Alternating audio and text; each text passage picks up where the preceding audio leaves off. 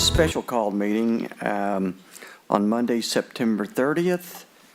And I'll ask our assistant city manager who's filling in for our assistant clerk, who's filling in for our clerk, to please call roll. Commissioner Guess, Commissioner Henderson, Present. Commissioner Smith, Here. Commissioner Wilson. Aye. Mayor Bray. Here. Okay, on the agenda tonight, we have one municipal order, and I would ask our acting clerk to please read it for us. A proposed motion that the Board of Commissioners adopt a municipal order entitled, "A Municipal Order Acknowledging that the Paducah Board of Commissioners authorizes the mayor to execute a development agreement with National Hospitality LLC for the construction of a hotel on certain real property currently owned by the City of Paducah, Kentucky." So moved. Second. City manager, you want to just, I think we know what's going on, and but give us an overview. Sure. So, Mayor and Commission, the development agreement that you would authorize for the mayor to sign is included in your packet. We are talking about the piece of property that was formerly ResCare in that area. There is, we've shown a map, but in the back. Formerly Riverside Hospital. Riverside Hospital, and there was 3 parcels. Where I was born. Sorry. The empty lot beside the hospital. That's right. It is right now on the PVA's website listed as 519 South 3rd Street. In relationship to the development agreement, just a quick overview. The development agreement does list out that this must be a nationally branded hotel that is to be decided on equally, mutually agreed upon by the developer and the city. Also, the transfer of property would require the developer, or would allow for the developer to have a 60-day window for a due diligence period. They've already begun some of that. Also, as part of the development agreement, there would be a public meeting by the developer during that time frame. They had asked for that to get some input, just to kind of see what that's a good sign from what the community. We are anticipating about 121 room hotel. That's what they're looking at, a 4-story hotel that would initial designs and then would include also an indoor swimming pool and a dining option is what they've been talking about. Before the property would be transferred, they would have to obtain all local and state approvals. We would transfer for their development of, anticipated of $15 million plus investment. We would transfer the property to them for $1. There would be a reversion clause, so if they did not meet benchmarks, that the property would come back to the city. So but they are looking to cash flow. They have the funding in place is what they've demonstrated to us at this point. So there should not be any issue in relationship to that. The construction anticipated to be completed within 24 months of approval to start. That would be subject to any events of reasonable delays or force majeure event that we could not anticipate. But they do have, the development agreement does list out a 24-month development plan, and there would be certain benchmarks along the way that they would have to hit. Infrastructure, payroll, and ad valorem incentives. We have structured this development agreement with incentives be reimbursable. So there is not direct incentives on the front side for this. It would include a reimbursement up to $250,000 in an infrastructure incentive. Means that they would have to supply documentation that they have spent up to that money in activities such as design and development fees, permitting, inspection, utility, site prep, that type of thing. And so once they supplied that documentation, there would be an incentive of up to $250,000 that was reimbursable. Also reimbursable up to a maximum of $15,000 per year for a period of 5 years related to payroll taxes. And so that is a maximum per year. If they do not expend that much in any given year, it does not roll over.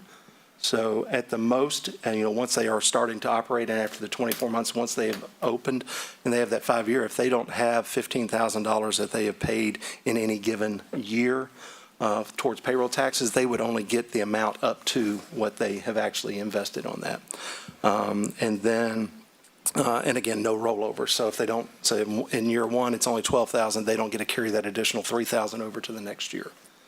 And then also reimbursement up to a maximum of $100,000 per year for a period of 5 years related to real estate taxes.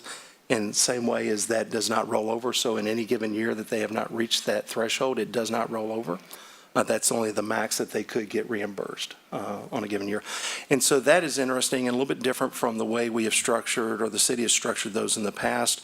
It's not an abatement of the taxes, and so they have to pay to the individual entities. So the county, the school system, ours, they would all have to pay that, and then they would get reimbursed up to that amount. So none of those other taxing districts are put at disadvantage.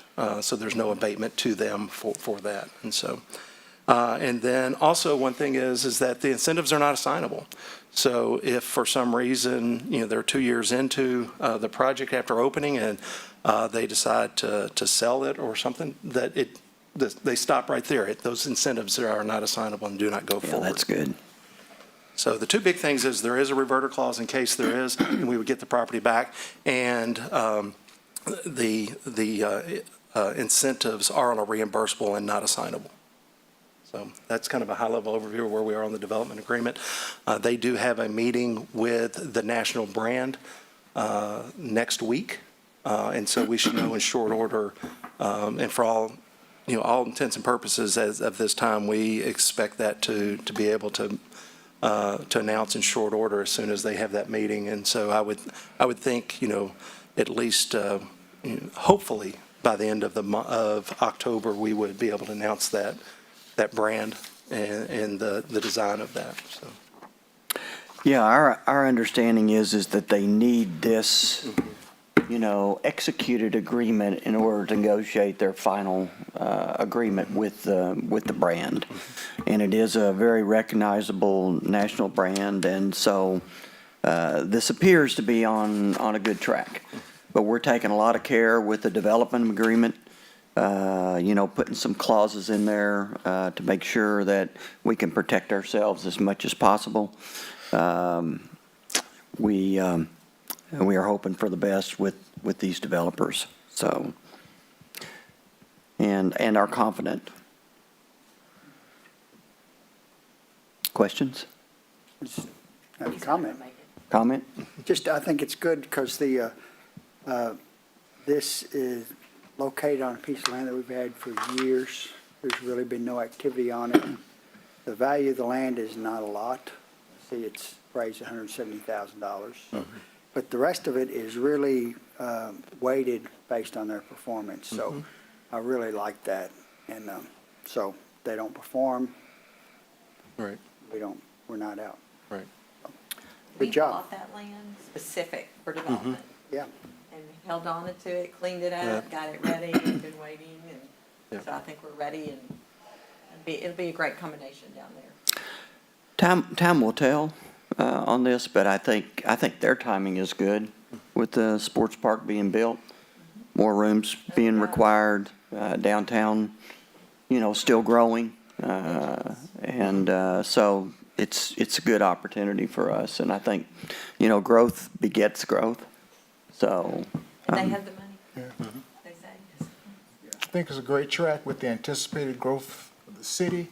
I think they're just in the right place at the right time. right. I think it's a good partnership. I think they're pretty shrewd with their timing on this one. So